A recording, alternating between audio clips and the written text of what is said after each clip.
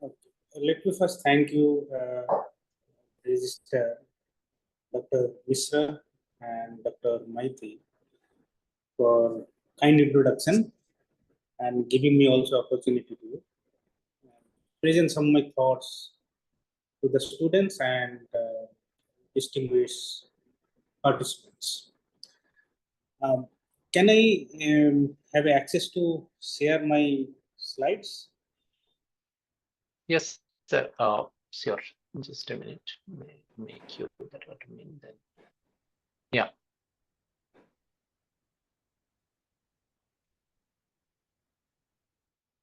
Is this visible? Yes, sir. Visible.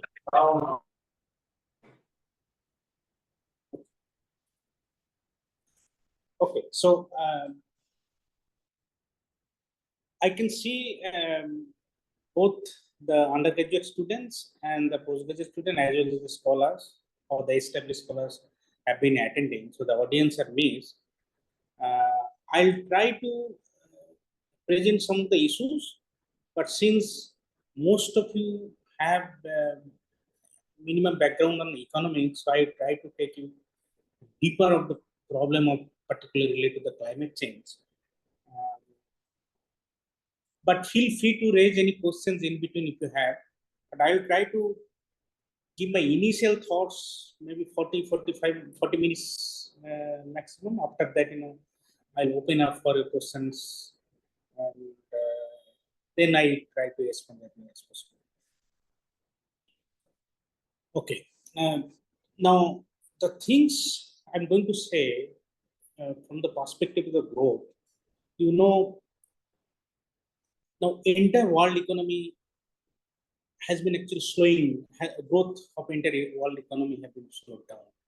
European economy, most of the developed countries, as well as the American economies has actually slowed down, especially after 2008 when financial crisis has occurred into the global area. Now, after that, now we have also seen negative exposure arised from COVID-19. Now, then after, once COVID has given that much of shocks to world economy, after that there has been realization that we should not actually play with the game, with the nature. So the climate change has been changing fast. Climate condition has been deteriorated.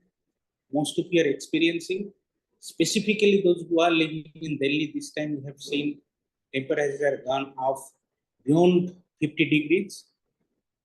And as a result, there has been uneven climate change is taking place across different provinces in India.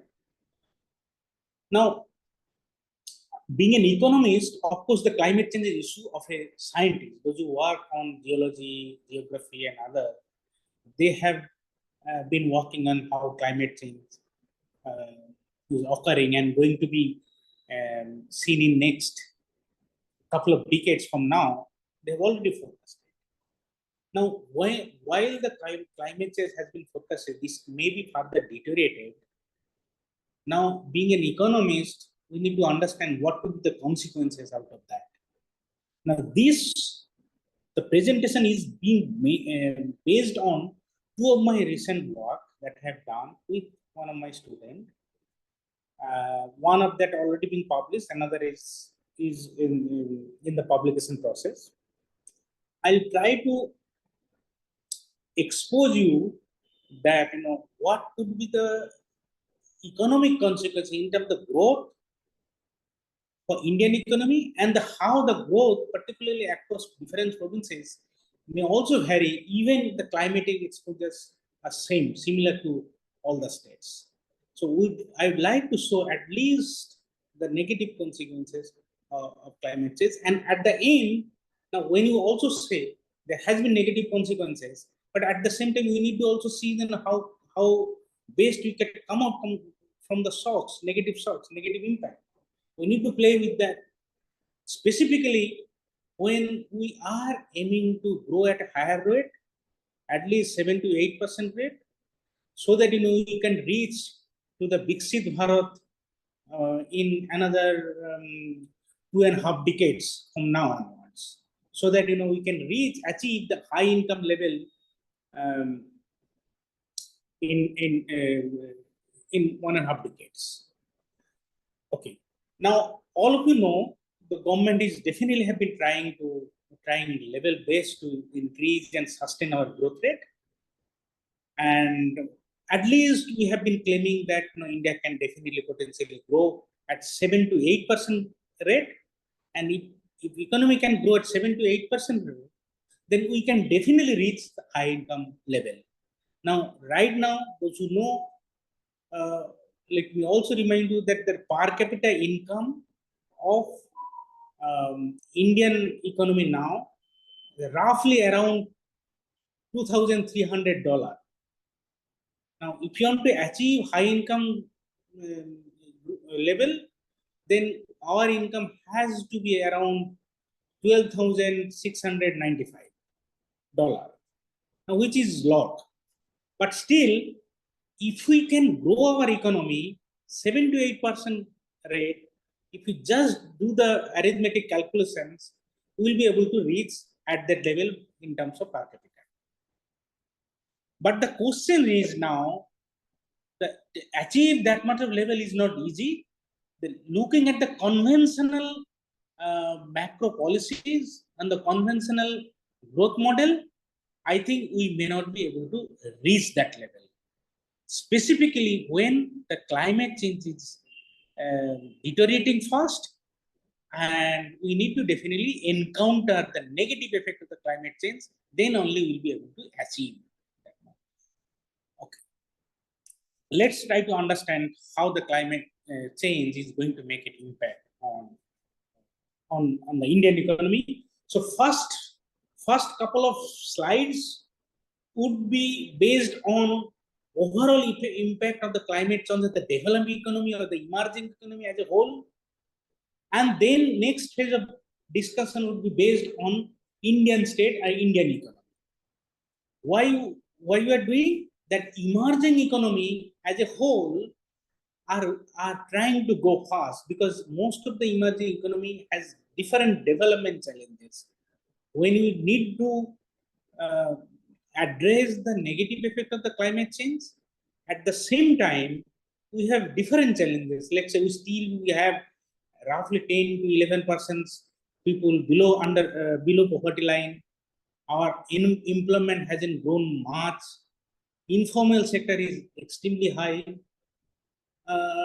Our nutrition level, particularly those who are under low income group, are still low. Under these circumstances, government has a lot of challenges. On the one hand, they need to provide strategies, to address these development challenges.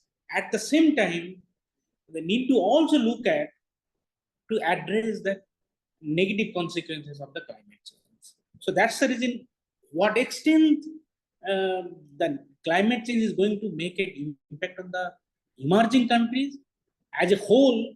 I would like to show the magnitude first, and then only come to the Indian country.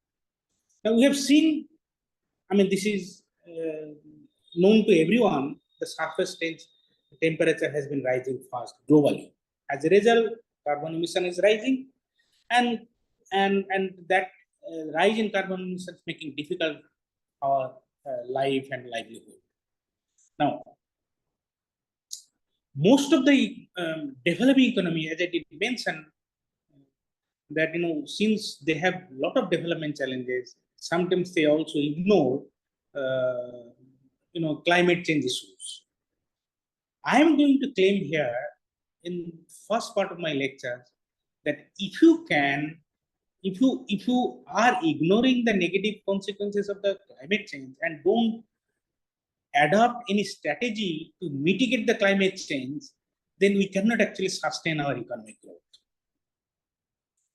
Now, behind economic growth, we know that total factor productivity, the technological changes or the productivity changes is the key. So productivity goes the driver for the economic growth. Now, I'm going to show that climate change is going to reduce the productivity growth to a large extent, and that is going to have a negative impact of the overall negative economic growth. Now, the first part I'll discuss mainly the issues related to the emerging economy as well. So I consider 21 emerging countries, and I'll show the impact of the climate change, specifically in terms of rising temperature on emerging countries. And then I'll look at the Indian growth, and then we'll try to discuss some of the policies as well at the end. This figures tells you how the temperature has been rising, particularly in the emerging countries, last 120 years from early 19th centuries. Now, see, it clearly reveals you that up to 1980, temperature more or less was stagnant.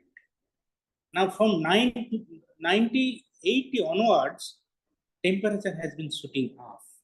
There has been ups and downs, but see, there has been sharp rising of temperature from 1980 onwards.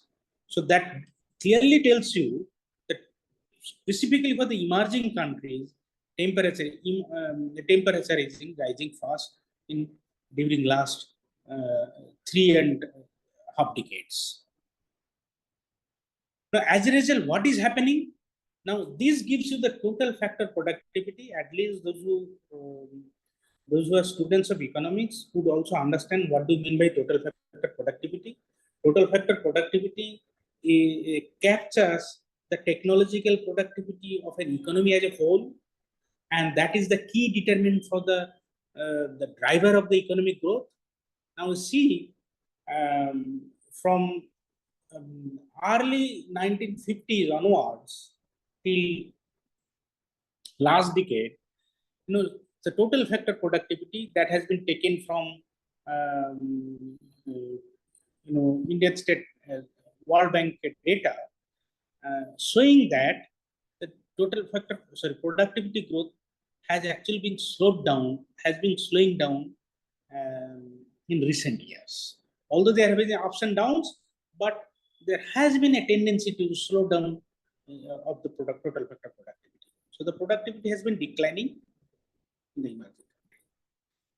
And these maps actually giving you the regions or the countries who are having high risks to the climate change. So darker the areas, higher is the risk. So now India is one of them. You see that is shaded by the dark color. So that means India is among one who are exposed to the high risks of climate change. Now let's say when you are under high risk, now we need to definitely understand how much you have been contributing in terms of carbon emissions in the weather. Now, see, if you see this graph, it tells you in terms of carbon emissions contributing to the weather, Indian contribution is still low. Now, Indian contribution has been rising, but still much lower. Many other developed countries, the US, European economies, and even UK. UK has substantially reduced carbon emissions, but Indian contribution, India, a big country, but still the carbon emissions is still lower than the other countries. But the point is the carbon emissions are actually rising over the years now, but slowly rising. And if you also consider the carbon emission in terms of per capita, that also shows our contribution to the carbon emissions has been rising, but still lower than other developed countries or emerging countries. including China, South Africa, European economy, like that. And now these graphs also tells you that the share of the global climate emissions. India's shares are actually rising, but still it is relatively low. Okay. Now the point now I'm going to. Okay, this is another thing. The annual carbon emissions. This is also rising. Indian annual carbon emission has been rising fast. Of course, now we see the blue line have been showing the annual carbon emission for the Chinese economy, so which is actually rising faster than any other countries in the world. Okay, now the point is that when we are talking with the climate change globally, so the global warming taking place, as a result, temperature rising, negative. So that means our economy is under high risk in terms of climate change. But in terms of the contribution, carbon contributions, content contribution to the world, India, although showing a rising trend, but still relatively low. Now the questions would definitely come. Then why should we bother? Some of us, some economists, some scholars have been still saying that since we don't contribute much to the carbon emissions, why should we really go for mass precautionary measures for the climate changes? So that would be definitely the issue. Issue is that although we are not contributing much, but contribution is rising, but the negative consequence is there. We need to definitely adopt some kind of strategy to protect from the negative effect of the climate change. We need to definitely do something. Otherwise, you cannot sustain our economic growth. Now, while we are giving argument, I need to show that the climate change, the temperature rise, although it is low, but the temperature rise is going to dampen our productivity, total factor of productivity, by 3 components. If temperature rise even by 1 degree Celsius, capital productivity, labor productivity, positive externality coming from the ecological services will gradually slow down or would be dampened. How? Look at, let's say temperature rises beyond 40 or 45 degrees. Let's say even if you work under AC performance would actually fall down. Your lubrication technology of a machine that is being used in the industries, their performance would gradually deteriorate. So capital productivity would start falling with high level of temperature. Similarly, labor productivity would also reduce. Let's say, our economy is heavily dependent on agricultural activities. Those who go to the agricultural field, when the temperature will go beyond 40 degrees, they cannot work under so much heat. Their performance would definitely fall. And as a result, productivity of the particular agriculture and those who are exposed, those activities which are exposed to much temperature, their productivity of agriculture, of labor would actually fall. So then labor performance or the labor productivity would also fall. Similarly, with high temperature, your ecological component, biodiversity would be to some extent destroyed. Biodiversity or the green resources which absorb the carbon content to large extent would actually fall. As a result, negative activities, particularly through the ecological service, would be dampened. So these are the 3 terms which are going to dampen total factor productivity to a large extent. Now, in order to accommodate these 3 dampening effect of in response to the climate temperature rise, I have developed a growth framework, but I don't want to discuss in detail. But I have, so what I've done, I have developed a growth framework where these three dampening effect has been captured, which is showing that if this productivity, capital productivity, labor productivity, and the negative externality from ecological service dampens, total factor productivity would fall, and that would further deteriorate the growth rate. So I have developed a framework to show theoretical and mathematical also. But for the interest of the time, I don't want to go into that. But those who are interested, they could read the paper. Paper has already been shared with Susovan. Susovan can give you the paper. The basic idea is that there is a consumer buy goods, and when consumers buy goods for current consumption, they would also try to ensure the future income, consumption as well, so that the lifetime utilities are maintained in stability. As a result, they need to also, from their income, they need to save, and saving is distributed between present and future consumption. Okay, and that actually tells you the growth rate. Now the goods are produced by farm. I consider the final good farm. X is the final good farm, and that final good production is being produced with the help of varieties of intermediate goods. Y here represents the intermediate goods, right? And these goods are substitutable by sigma. Okay? Now, when each output is being produced,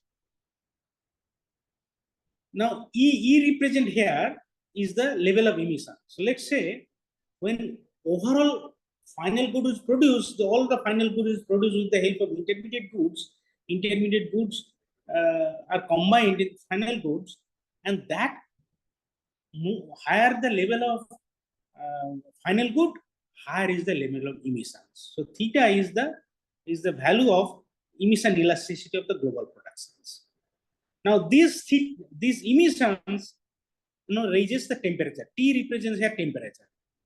Now so directly, if you substitute that, the equation 5 tells you the temperature is the result of global production.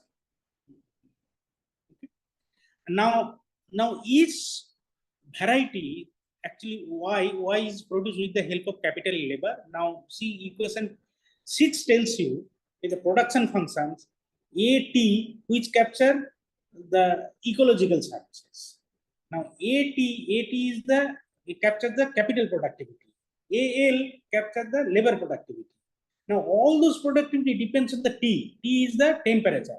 Now if temperature rises, the productivity falls. I have actually shown how they are going to be affected. That has been given in the 3 equations in the lower part of the slides.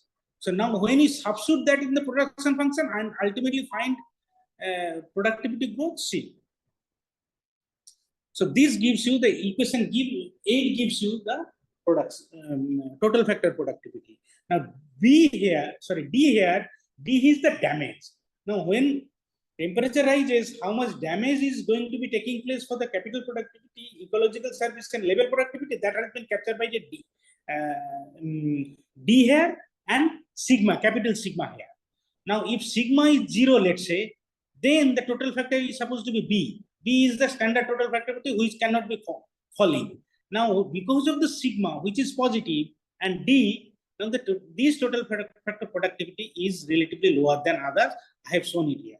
I don't want to take too much time, but simply I want to claim that the total factor productivity for positive sigma and D are relatively high when sigma is 0. When sigma is 0, when there is no temperature rise. So I am considering that how much total productivity is low compared to the case when the total factor productivity, when the temperature change is not taking place. We see compared to that situation, total factor productivity is supposed to be low. So the equation 9 is showing you that the coefficients are negative. Negative sign tells you there would be drop in the total factor productivity because of the negative. Now let's try to see what is whether we are getting the negative effect of the total factor productivity due to the temperature rise or not. There are a couple of regression has been run. We have taken care of all the statistical or econometric problems in the estimation. I don't want to discuss all those issues, but only I need to mention that we have relied on cross-sectional ARDL model, which we thought was supposed to be taking care of econometric issues largely seen there in the time series data while running in econometric regressions, because we have relied on CS ARDL model. Now, so first column tells you against the mean temperature, when you have regressed on total factor productivity TFPG, now that sign is negative 0.0322. So what does it mean? It means that 1 degree rise of mean temperature leads to fall of total factor productivity 3.22%, which is substantial. So that means I said climate change climate change scientists have been claiming that India is going to experience 1 degree rise in temperature in each decade. Now, if we consider in 1 decade from now, we are going to experience 1 degree rise of temperature by, let's say, 2033 or 2034, then by this time our productivity will be dropped by 3.22%, which is quite significant. And I can ignore some of those results. Now, even see, when you have previous regression, when you have run previous regression, I did not take any control. Now, when you have taken control, let's say behind total factor productivity, your human capital, trade openness, institution quality, foreign direct investment, they may also contribute to the total factor productivity. When you have also controlled them, still you see in the last column 5, see, still the coefficient we get for the mean temperature showing the negative results. So that means in response to the rise of 1 degree temperature, productivity is supposed to be declined by 1.98%. So which is quite substantial. Now, this regression was done using 21 emerging countries. Now, even emerging countries located in the different climatic zones. All countries are not exposed to get the same kind of temperature rise. Even if, let's say, some countries are located in the climatic zone, some countries the moderate climatic zone, some countries are extreme climatic zone.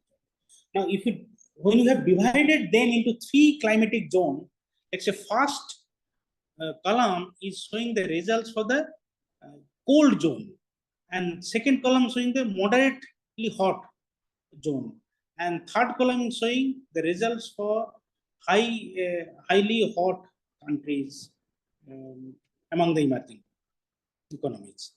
Now see the coefficient from here, you see magnitude, you see the negative effect that you see, first of all, all the zones, the coefficients are negative. So that means temperature rise has negative impact in all the countries, but in terms of magnitude of impact, moderately hot countries are going to get the less impact.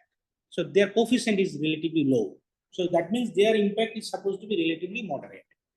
Why? Because the extreme climatic zones are supposed to be getting greater impact. So that means India is located in the extreme climatic zone, and so that's why we are supposed to get the greater impact. Why moderate countries are not going to get that much impact? Because let's say those who are located in temperature from 20 to 30 degrees, even if 1 degree rises for them, that may not have significant impact.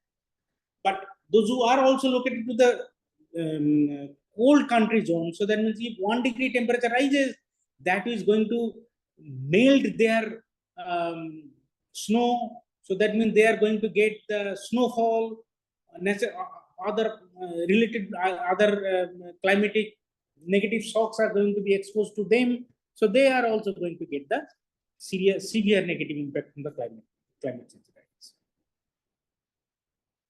Now, now this, okay, another thing I think I had also shown here in column 4 and 5, even if you have segregated the emerging country two part, less developed country and relatively developed emerging countries. Now you see the coefficient of the less developed countries are even significant. So 1 degree temperature rise is going to reduce the productivity by 5.86 degrees. Whereas in the less developed, relative developed countries, impact are around 0.5, which is quite low. So that means less developed countries are going to get the severe negative consequences out of temperature rise.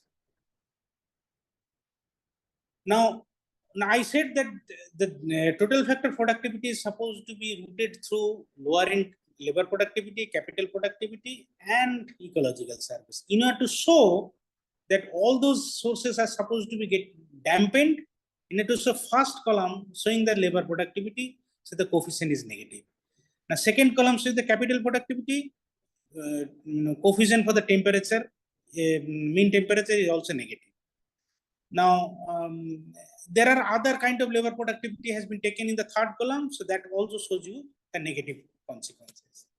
And capital productivity is also negative consequences. Now, forest cover, I have taken the forest cover, which is supposed to be capturing the ecological services. Now, that is also showing the negative impact. So that means the point I showed through the model that the temperature rise is going to dampen the capital productivity, dampen the labor productivity, and dampen also the ecological services, which is being quite evident here in this.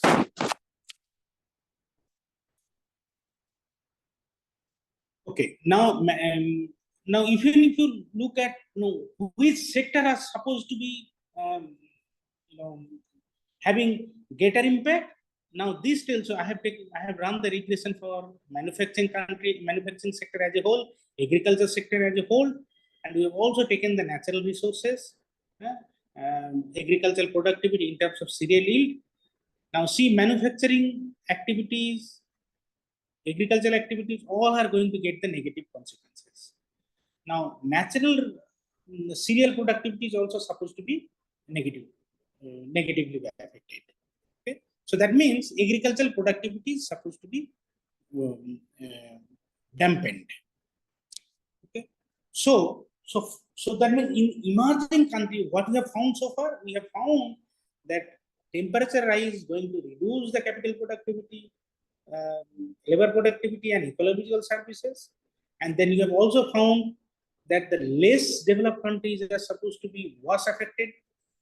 And we have also said that the sectorally, that both manufacturing sector as well as the agriculture sector are supposed to be negatively affected because of the temperature rise in the emerging countries. And then you have also seen that there is a heterogeneous impact across the countries. Now, extreme climatic zones are supposed to be getting the greater impact relative to the moderately hot country. So this much we have got. Now let's look at the Indian states. Now so these tables basically showing that all the states are getting some degree of rise in temperature in last 2 decades also. Now before we go further, we need to introduce the term the state capacity. So I need the state capacity means it illustrates how much resource abundance available in the states, or what climatic exposure a state is getting, and what state capacities are there to mobilize the resource from other sources for mitigating environment negative consequences, empirical negative consequences of the climate change, that has impact on their climate change on the local economy. So my point is that there would be increase in the temperature in all the states. Now, the states which can mobilize the resources from other sources for mitigation strategies, they are supposed to be getting minimum impact. So then the states who can mobilize the resources to mitigate the climate change, the impact is supposed to be restrained or could be relatively low. So state capacity in that case is very much important. All the states are not equally viable to do that. So that's the reason why this becomes quite important. Now again, I theoretically I have shown this. I don't want to discuss this. Now let's look at when you have used the seasonal data across states, we found the state GDP growth, which are also supposed to be negatively affected by temperature. So that means when 1 degree temperature rise is going to reduce state level growth by 2.3%. So this is quite significant. Now, when you are claiming that our economy will be growing, let's say 7 to 8%, so that we can reach to high income level by 2047, but we hardly count the negative consequences of the temperature rise. Now, annually, let's say each decade, our growth is supposed to be slowed down due to the temperature rise by 2.35%. So that's quite alarming. Now, then the impact particularly is high during the autumn time compared to summer and winter. So this is the main results.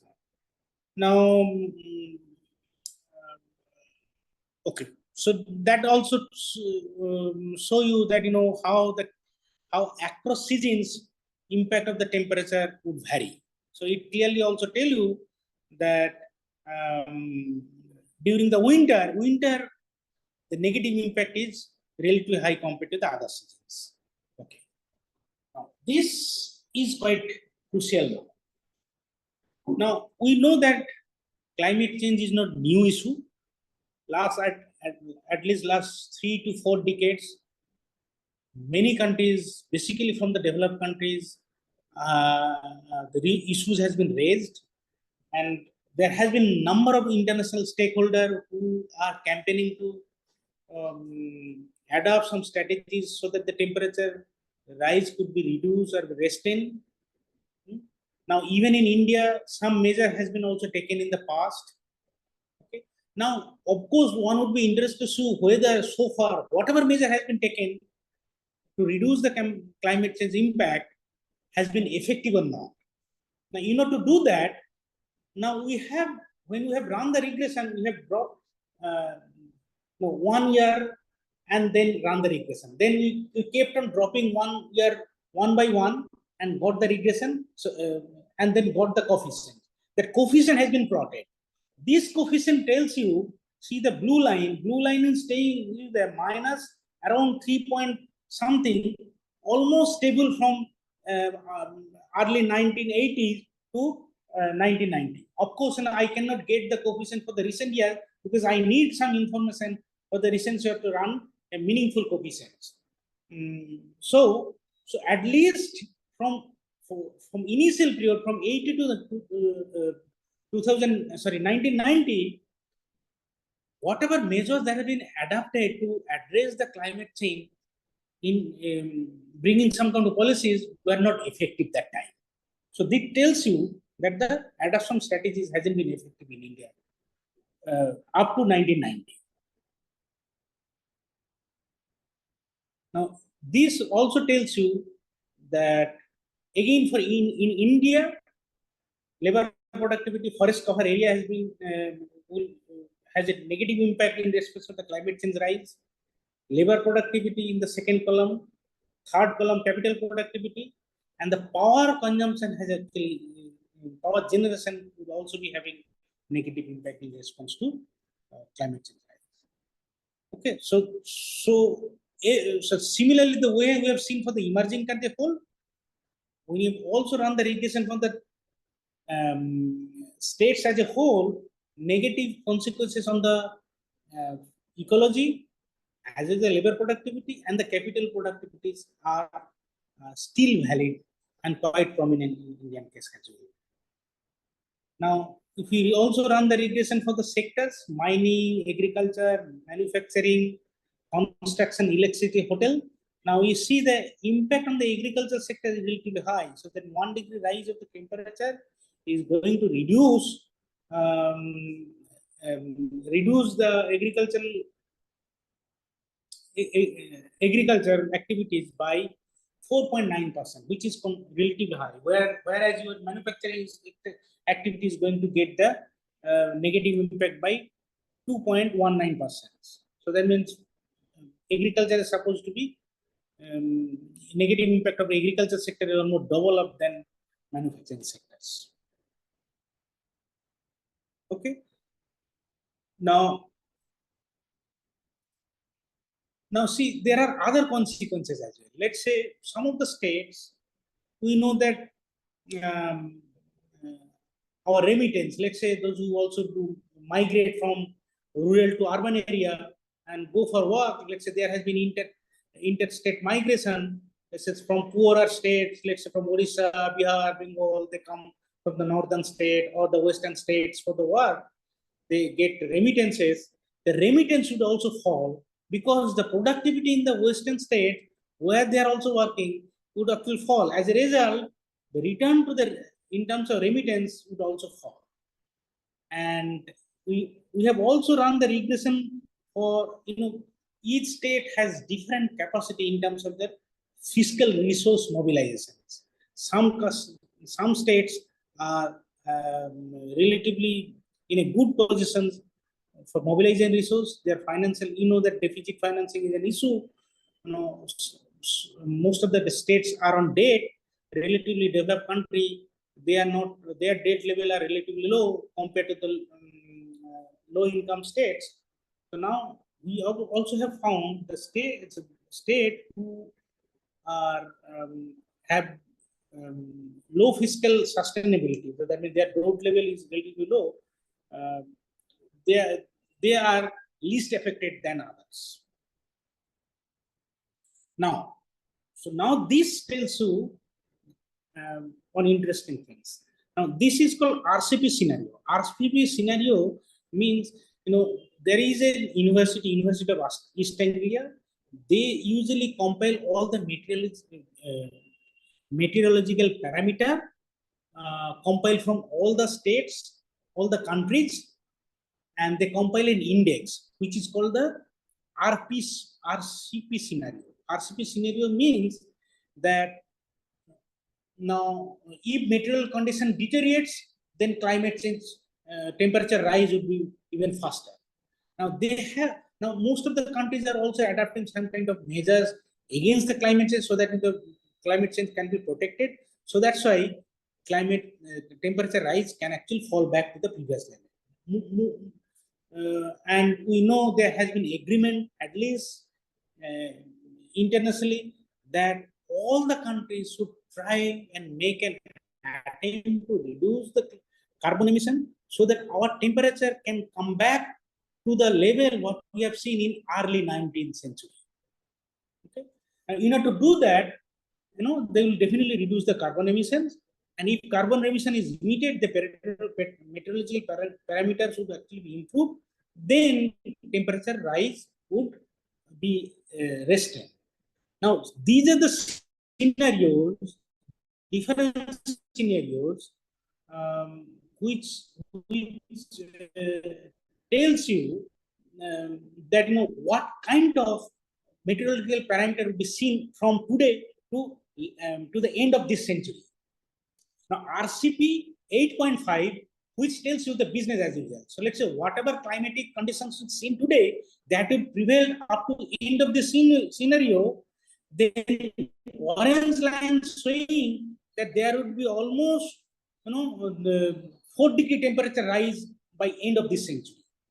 Now, on the other hand, extreme case is this RCP scenario 2.6, which tells you that the way all the countries has committed to reduce carbon emission, for example, you know the Indian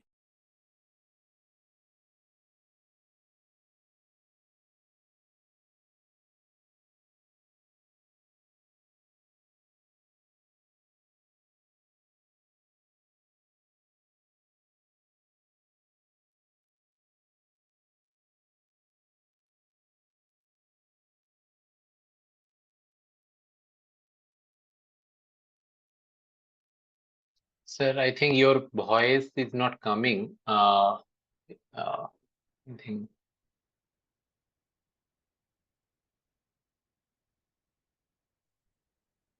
Okay, I think network issue from sir side. Wait for some time, maybe.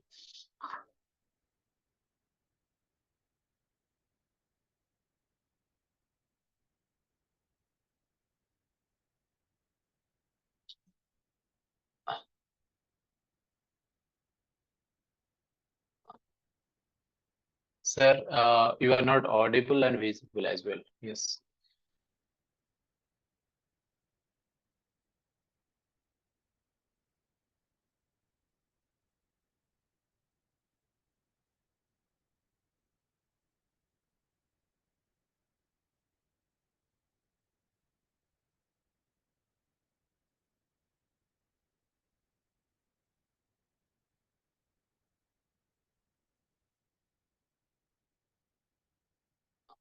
Yes, now visible. Yes, sir. Yes, yes, sir.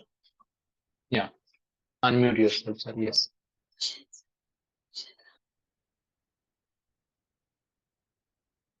Okay, sir. Your screen is visible, sir. Kindly unmute yourself, sir. Yes. Yeah. Can you hear me now? Yes, yes. Okay. Okay. Now see, I'll try to finish in 5 to 7 minutes. Okay, okay, sir. No problem. Now see, these are the scenarios, different scenarios. These scenarios are seen based on the climatic meteorological parameter. Now the thing is that what I'm trying to show now here, that under different scenarios, what would be the temperature rise by the end of this century? And these are the estimates done by the East Anglian universities. They have shown this parameter. Now, so that means now if let's say the business as usual, so the current situation prevail, our temperature would be increased by 4 degrees by end of the century. So orange lines have been showing that. On the other hand, if we can maintain whatever commitment has been given by all the countries, if they follow their commitment and reduce their carbon emissions, our temperature rise under RCP scenario 2.6, to say that there would be after let's say 2060s, temperature can actually start slowing down gradually. So that is quite interesting. Now, what we have done in the exercise, we found 1 degree temperature rise is going to dampen our productivity by 3.22%. We have seen that. Now, if that much of temperature rise are taking place under different scenarios, then what could be the ultimate impact on our total factor productivity by the end of the centuries? We can show that. So we have shown, okay, so NGP scenarios also are similar to RCP scenarios. I mean, they are more or less same. Now we have seen that the green line is showing NGP scenarios when countries has committed to reduce carbon emission and reach to the zero carbon emission by 2050s. If that take place, then our growth loss, let's say, growth loss would rise from now up to 2040, and 2040 onwards, growth loss will start fall, and from 2060 onwards, there will be gain in the growth. Okay, so now see the green line has actually have been showing a declining trend from 2040 onwards. So that means if you can commit and fulfill the zero carbon emission and the target is being fulfilled, then we'll start gaining from the benefit of the temperature fall. But if we can't do, if we maintain the current policy, let's say business as usual situation, which has been showing in the blue line. Now, our GDP loss would be close to 2% and 3%. So now see, the blue line has been kept on rising by the end of this century. So this is the severity that we found from this analysis. Similarly, RCP analysis I have already shown. Now, if we can reduce our carbon emission from 2014 onwards, the growth loss would actually restrain. Growth loss will start falling from 2014 onwards. Whereas in the orange line I've been showing, if we maintain the current environment, whatever you see, this environment, these carbon emissions are continued, then our growth loss would start rising and will go up to 3% by the end of the centuries. Okay. Now, so what we have found from and then some of the figures, and I did not bring it. In the interest of the time, I have also shown that the countries, particularly Northeast, even in the South, are supposed to be having greater impact than even the North. So this result we have also found, and the state who are relatively poorer are going to get the greater impact. These are the impact we have found. Okay. So at the end, what I'm going to conclude, that temperature rise is going to dampen our growth by reducing our total factor productivity. And total factor productivity will be dropped because your capital or the machine, their performance would actually fall, labor productivity will fall, externality that you get from the ecological services, that would also be dampened. As a result, total factor productivity drop. So that means even if we don't do anything, if we look at only of our development issues, we are only bothered about our other challenges, then we cannot actually sustain our growth rate. And even let's say that the growth that we are targeting to 7 to 8% growth rate to achieve high income level by 2047, we may not be able to achieve because we cannot actually sustain growth rate because of the negative consequences to be seen because of the climate change crisis. So that's basically concerned. Now, what best we could do? Let's discuss at least a few minutes on what are the policies. I need to discuss only 3 policy areas which are supposed to be needed. First of all, now even if you have seen recently, we are also thinking that since we live in a federal democratic states, now all the states are making their own plan for their own respective growth. Now, when a country as a whole has targeted to make zero carbon emissions by 2047, now the target should also be given to the state level. Each target had their own state capacity.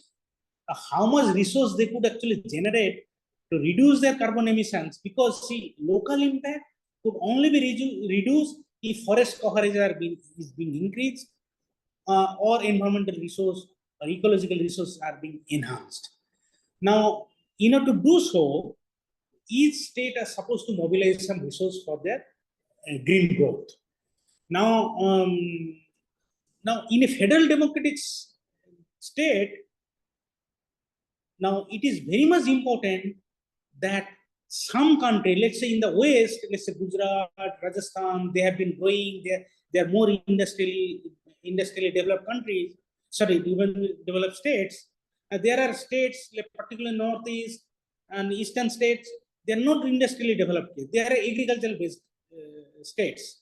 Now, but at the same time, they are contributing to the ecological services lost to the country as a whole. Now, when you are thinking to grow our economy, we cannot ask all the states to grow their industrial base equally, because once all the states start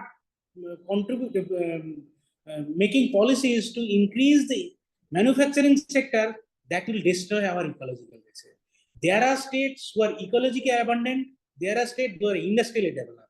So industrially developed state should actually try to subsidize to ecologically abundant state, so that they could keep on contributing more to the ecological services. That positive effect would also be seen, would be experienced by the industry developed countries. So that's why, instead of competing among the states, there has to be cooperative arrangement between the states, while all those countries are targeting to reach to the zero carbon emissions. Now here, ecological fiscal transfer is important. What is ecological fiscal transfer? Ecological fiscal transfer is that state centers should actually take higher taxes from the polluting states. Let's say those are industrially developed states. They will give more tax to the state, and the state will pass that money to the ecologically abundant countries. Those are less developed countries. Those are natural resourceful states. So this is called the ecological transfer, and we have a formula, but that formula has to be enhanced. And at the same time, when you are let's say transferring, center also give money for green growth. Let's say for expanding the forest area and growing the natural resources. When the fund has been transferred, this fund has to be effectively used.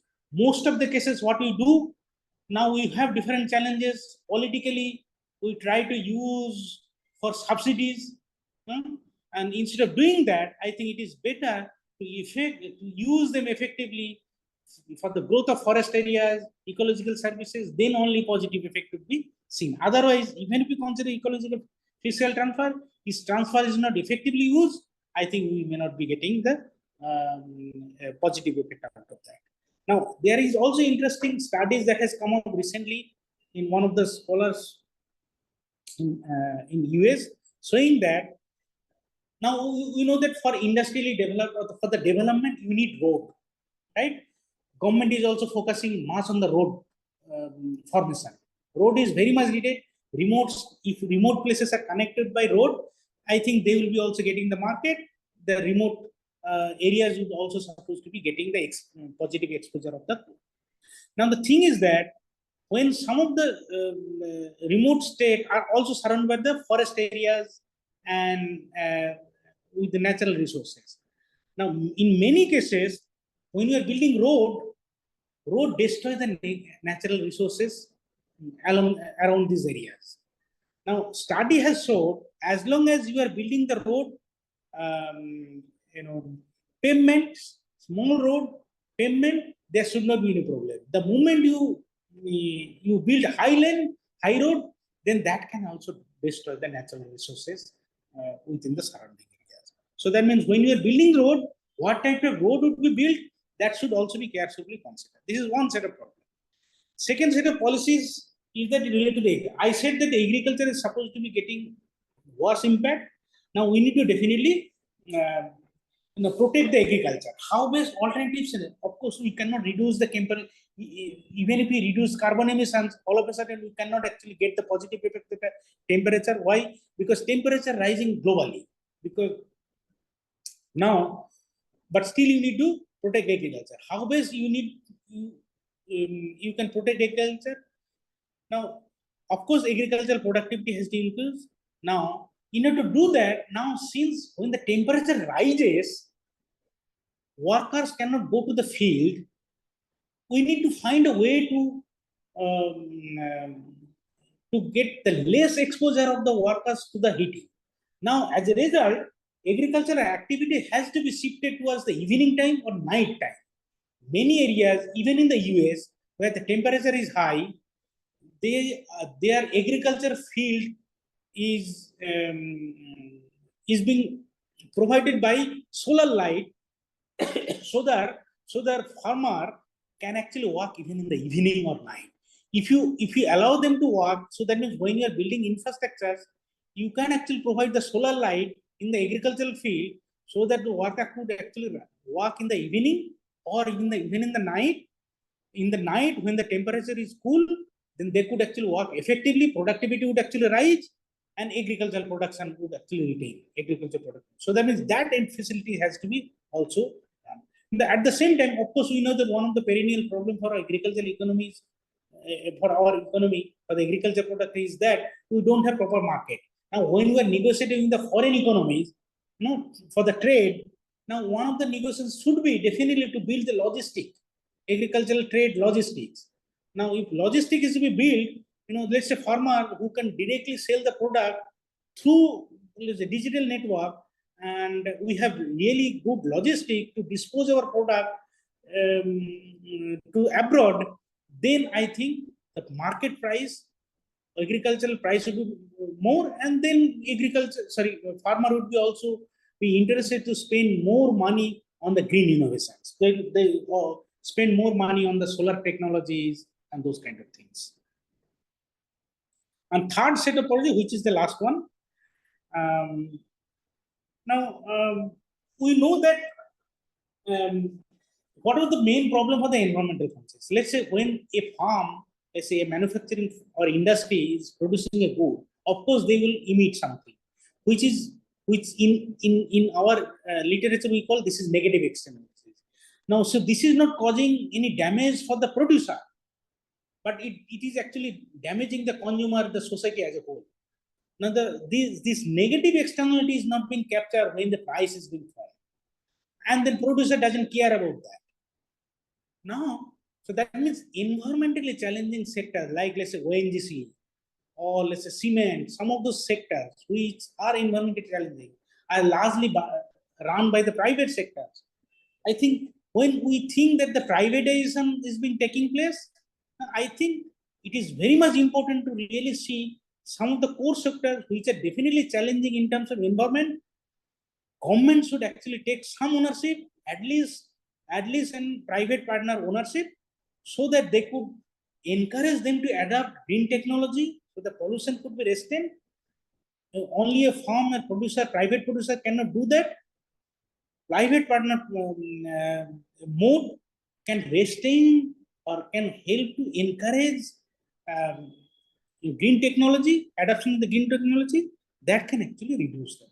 Now, when the privatization being adopted in early 90s, one of the main challenges that we have faced that time, that our private sector was inefficient because of the bureaucracy, workers not working. Now see, with the help of digital technology, using let's say CCTV cameras, you can identify who is working, who is not. If you can really see who is working, you can easily punish them. Now, with the help of digital technology, use of digital technology help you to retain some of the productivities in the hands of government. So the government should actually take lead role, at least with the help of private sector, to adopt green technology. If we don't do that, then we may not be in a position to fulfill our commitment to reach zero carbon emissions by 2070. So, in order to do that, these kind of policy changes are very much needed. With that, I would like to stop here.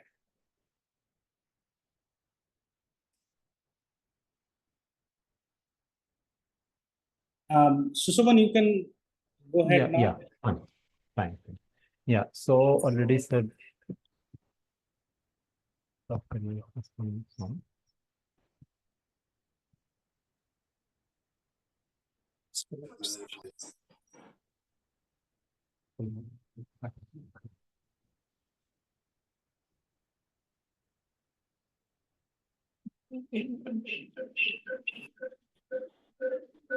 So, am I audible, right? Sir, am I audible? Yes, sir, you are audible. Yeah, fine. So, sir already discussed about how that climate change is affecting the GDP growth, TAPC, and how it is affecting the Indian economy, and especially using ARDL model. So I hope it is clear to all. And there are certain questions from the participants. They posted in the chat box. So one, that Professor Ranjit just asked one question, that as the magnitude of the future climate change impacts are uncertain, how can we determine the discount rates in a macroeconomic model? So, sir, if you kindly address it, sir. Yeah. Okay.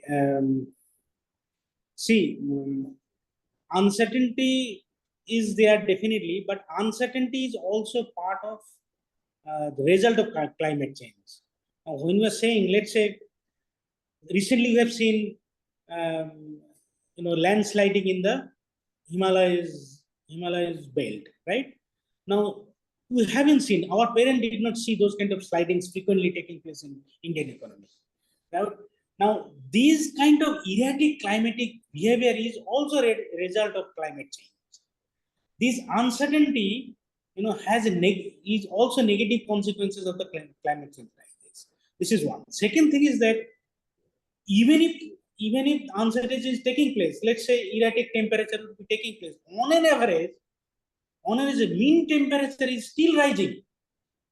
Let's say within a calendar year, some of the let's say month temperature will be definitely low, even below the normal, or some of the month temperature could be even higher than the normal. On an average, the temperature has been rising. That has been evident in the first slide I have showed how mean temperature is rising. So when the mean temperature is rising, as a result, there has been negative impact coming from the mean temperature rise. And mean temperature, what we have considered here as a proxy, but one can definitely consider many other parameter of climatic change. People are also doing that, but we consider climate change or the temperature rise is one proxy for that. Yeah, sir, one more question. Per capita emission plots have dips. Are they because of economic slowdowns or data errors? Sorry, can you repeat once again? Per capita emission plots have dips. Are they because of economic slowdowns or data errors? No. Per capita emissions has actually gone up. Gradually has been rising for all the countries, but as well as for the India. But some of the countries, let's say UK, per capita emission has slowed down, but still it is high. Per capita emission has been, there has been, but there has been fluctuation definitely with the recession, of course, you can see. Yes, sir. Three more questions we are taking. That one question from our student, that India has put forward the target of transforming to 50% of the total energy used to renewable energy resources by 2030 and net zero by 2070. That student would be glad to know your observations to this. Does transformation to green energy negatively affect our growth prospect, at least in short run? Okay, no. I mean, so that is very much needed. We need to definitely encourage green technology, green transformation. That has positive impact. And so that means, but see, the problem I tried to also say here at the end, that see, global climate change, temperature rising taking place, not because that one country is committing carbon emissions to the weather. Even if, let's say, we alone fulfill our target, we have come to zero carbon emission by, let's say, 2050, even earlier than committed. But that cannot solve our problem, because let's say when other countries, our neighbor, are also already continuing contributing to the carbon emissions, then temperature rise cannot be restrained, isn't it? So that's why this is global problem. All the countries are supposed to do the same thing simultaneously. So that's also the reason why last Paris conference was quite vocal in that. All the countries has actually committed to the carbon emissions together. Most of the countries has committed, but still some countries did not commit. But the problem again, we may have committed, but whether we are really putting enough resources to do so or not. Now, one of the things that I said, let's say government has already targeted to produce, let's say, hydrocarbon or alternative sources of energies, spending some monies to provide those resources. Again, the problem again is that per unit of energy consumption, let's say when we buy petrol, which is a fossil fuel, that committed carbon. Now even if we come up alternative sources, let's say EV technologies have been used now. Now, per unit consumption of EV technology is still costlier than the petrol. Problem is that now that has to be economical. Then only producer would use that. Now we haven't come to that economical level of alternative sources of energy to provide in mass scale. So that research is very much needed, and government should actually make a plan for small scale production of alternative energies. And of course, we have been having, but at the same time, now producers, when we are producing, now we should also think of adapting them. We need to give enough incentive to do that. That is very much also needed. But the question that has been raised, whether the government can achieve, is very much depend on whether we are in a position to provide alternative sources of energies that contain the low carbon, right? For the mass scale production is very much important. So far, we are not in a position to claim that. Sir, one of our master degree student asked one question that climate change is not only limited to temperature rise. Rise in extreme and erratic rainfall events is one of the major effects of climate change. Has the model include the change in the rainfall pattern? Yeah, okay, that's a good question. Actually, so first of all, climate change scientists have been telling that temperature rise and erratic rainfall are correlated. So even if you take the climate temperature rise and don't consider that, still that to some extent immediately captured. But in our model, we have also taken separate model, the 2-3 alternative variables like rainfall, mean rainfall. And that's also the reason why we have also taken the seasonal data. When we are taking the seasonal data, seasonal rainfall, that to some extent also has captured in the data. Because I had also shown one regression result where it's claimed that the effect, particularly in the winter, is much higher than the other season. And so that means we have taken seasonal data to avoid all those the problem. But still we found the similar data. And another, we have also taken the variance of temperature and variation rainfall. So still results are similar to what we have found here. Yeah, sir. Students are very much interested. They are asking many questions from the outside as well. Can you explain about the climate change and about the state of regional variation? Oh, okay. Yeah. See, because of the time, sort of time, I did not discuss all. See, I said that some countries, some states. Now, see, in order to mitigate the negative effect of the climate change, state need to actually protect the carbon emissions, right? Now, let's say some of the states, let's say who are located in the northeastern regions or even the eastern regions, they're agriculturally abundant countries, industrial belt are relatively less, western parts are mainly industrial belt. Now, so that means they are very much exposed to the carbon emission more than the northeastern states. So that means locally their impact much, particularly industrial states, are less, right? But the way climate change is actually rising, we have also found that southern state, including Bangalore, is going to get the greater impact, larger impact than the north. That we have found also in the. So that means Karnataka, Tamil Nadu, Kerala are supposed to get the greater impact, negative consequences of the temperature rise in the coming decades compared to the northern states. Okay. Sir, can we take one more question? Yes. Yes. Sir, actually, there is a question, sir, had also shown positive impact of temperature on natural resource rent. Can Yes. you shed some lights on this relationship? How to interpret it? Yeah, that's great.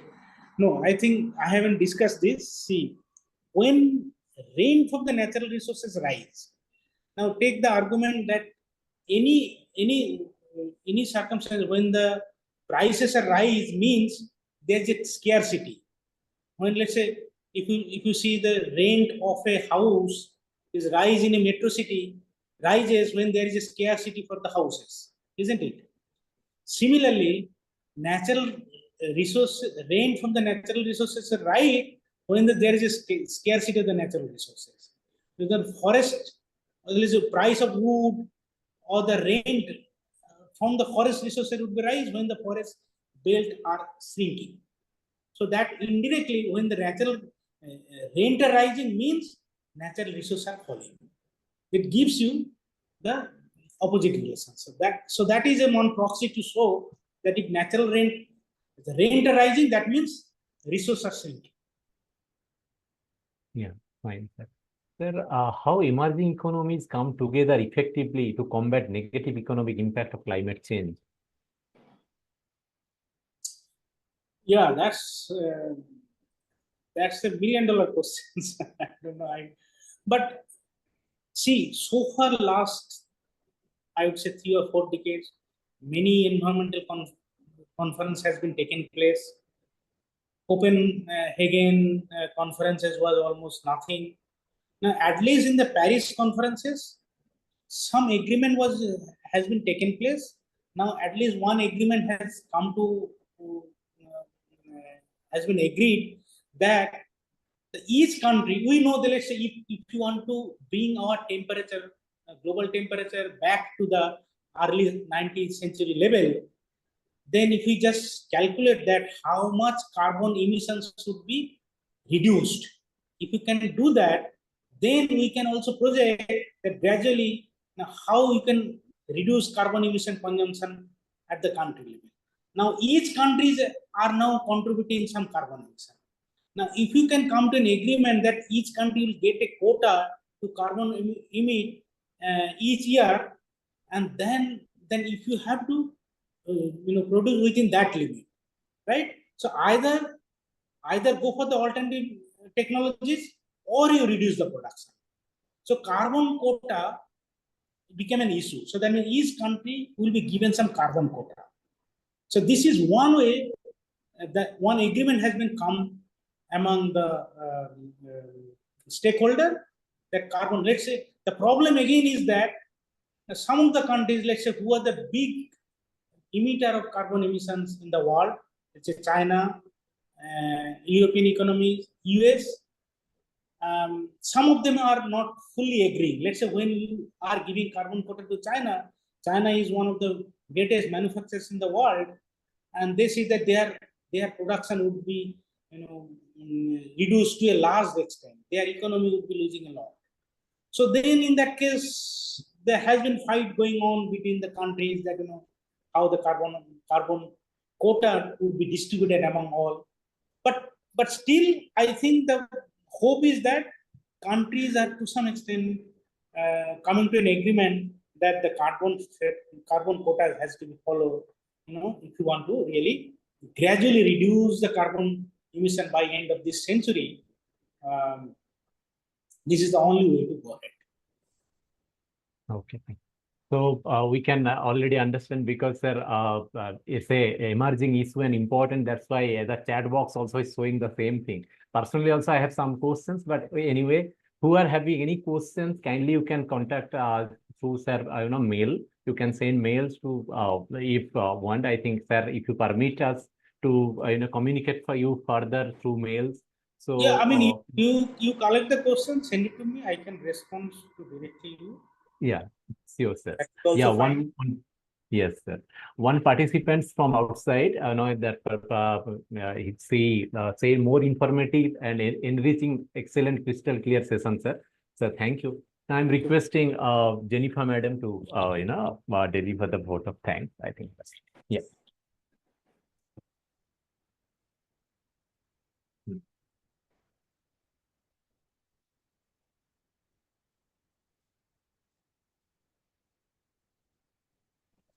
Good evening, ma'am. Good evening. Good evening, one and all. It is my esteemed privilege to extend a heartfelt vote of thanks to all those who have contributed to the success of today's event. First and foremost, I would like to express a profound gratitude to Dr. Chandraj Roychan, Chancellor of JAIN deemed to be University, for his visionary leadership and unwavering support that continues to inspire and guide us all. A special thanks to Dr. Raj Singh, Vice Chancellor of JAIN deemed to be University, for his relentless pursuit of academic excellence and for fostering an environment of innovation and growth within our institution. Our sincere appreciation goes to Dr. Dinesh Neelkant, Pro-Vice Chancellor of JAIN deemed to be University, whose dedication and commitment have been instrumental in the seamless execution of our academic endeavors. We are deeply grateful to Dr. Jitendra Kumar Mishra, Registrar of JAIN deemed to be University and Head of Institution JU-SHSS. Your administrative acumen and support have been significant in ensuring the smooth functioning of the school and the department. To all the principal officers of JAIN deemed to be University, your guidance and encouragement are deeply valued. Thank you for your kind support. My special thanks goes to the speaker, Dr. Dibyendu Maiti, Professor, Delhi School of Economics, for accepting our invitation and delivering an insightful lecture on the long-run macroeconomic impact on climate change. Thank you very much, sir, for your kind patience, for answering all those queries, and for the wonderful and insightful session. Thank you so very much, sir. A heartfelt thanks to Dr. Taya Afzal, Senior Academic Coordinator, JU-SHSS, for her commitment to academic excellence and coordination, which have greatly contributed to the success of our program. Special thanks to the convener of the distinguished lecture series on macroeconomics, trade and finance, Dr. Dibyendu Maiti, for the commitment and meticulous planning in organizing this event. To all the faculty members, research scholars, administrative staff, your cooperation have been the backbone of this event's success. Once again, I thank you all. Thank you so very much.